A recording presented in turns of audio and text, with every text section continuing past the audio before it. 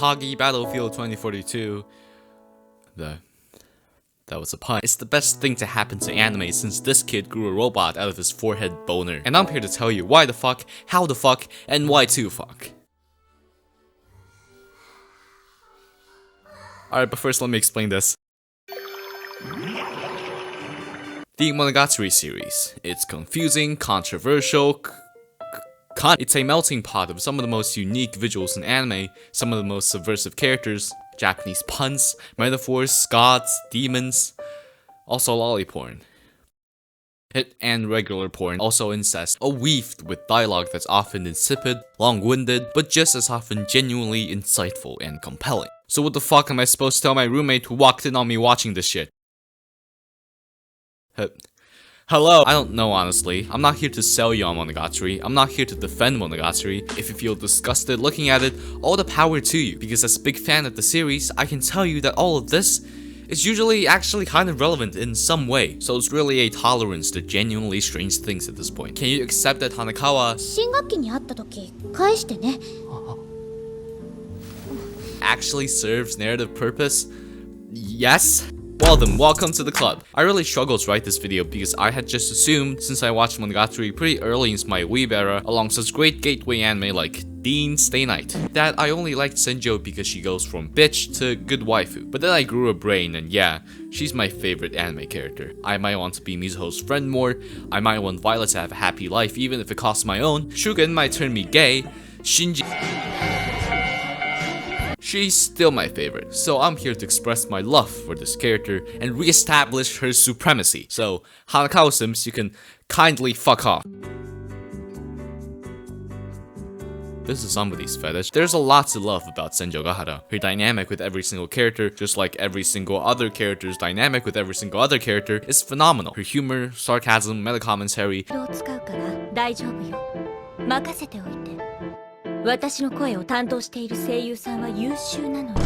overall just Nishio and Schizo stuff are great, and I could definitely make an entire video on that part itself. But for now, let's talk about the more easy to describe stuff, alright? Is that okay with you? I'm gonna, explain this. Senjo is introduced with a bang, or slash, or clack. At this stage of her life, she seems extremely violent, distrusting of everyone around her, and just wants to be left alone. We're told a story about how Senjo's mother fell into the clutches of an evil cult, how Senjo almost got sexually assaulted, and ultimately how her family collapsed in front of her. That was when she turned to the crab oddity. Complying to her deep-rooted desire to stop thinking about her traumatic experiences, about her uncomfortable feelings, and her mother, the crab stole both Senjougahara's physical and emotional baggage. Going through these life-changing events and constantly being let down by specialists who claim to help her has made Senjougahara into the cloistered princess, as described by the light novels. After meeting Araragi and getting a chance to confront the crab oddity, Senjougahara thanks it, but proclaiming her memories and feelings were never things she was supposed to lose, and she's now ready to bear her burdens, to be a fuller version of herself. It's a simple story, but one that hits hard. Having regrets and painful memories is such a universally relatable subject, and seeing how Senjo overcomes her trauma by not forgetting, but by accepting and moving on, hopes for a better life, is so empowering. Sadly, people don't really talk about this arc because it blitzes through so fast, so it's pretty reasonable to be like, huh? What the fuck? I guess she's okay now. And plus, it doesn't have a snake goddess stabbing people, I guess. I don't know. Also, did you know the crab god could also stand for emotions god? Yeah, I know, fucking crazy. Long-running franchises being self-referential is kind of my jam. I remember the Ace Attorney trilogy doing that extraordinarily well, but it doesn't come close to the Monogatari series, as it constantly puts already established characters into fascinating situations and recontextualizes previous story arcs. One of my favorite moments of that is when Senjo and Araragi go on a date, and Ogi shows up randomly to talk about astrology out of all things, only to tie it all back into the story in a genius way.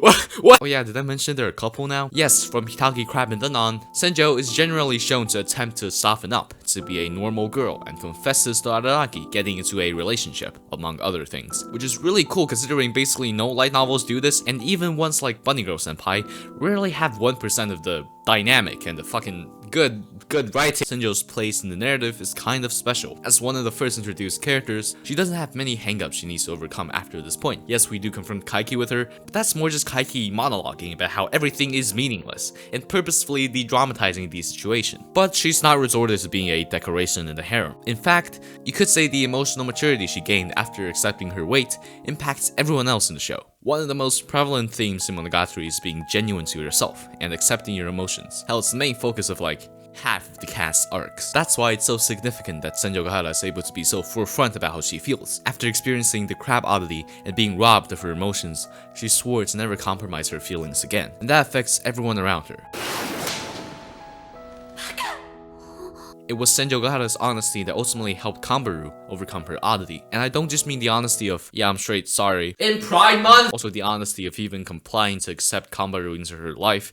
You know what, I'll just let Araragi say it. 戦場ヶ原hitagiがどれだけ強欲で諦めの悪い女なのかということくらい僕はとっくに知っていたはずなのにそれが本当に大事なものだったなら戦場ヶ原が諦めるわけがないのに大きなお世話 It was Senjo's emotional maturity to befriend Hanekawa, to confront Kaiki, to request Kaiki of something that ultimately helped so many characters' lives. She also puts her all into her relationship.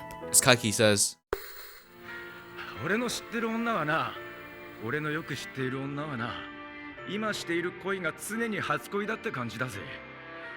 本当に人を好きになったのは今が初めてって感じだぜ。そしてそれで正しい。そうでなくっちゃダメだ。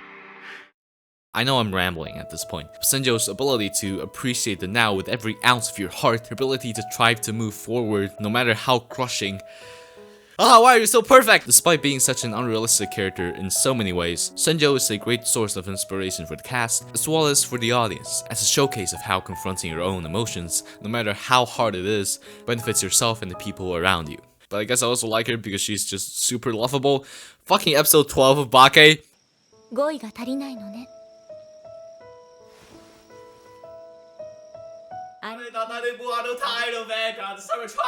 Trust me, I'm not even close to scraping the bottom of the barrel, but then we'll be here for another hour, so I hope I've made my case as to why she's my favorite anime character of all time.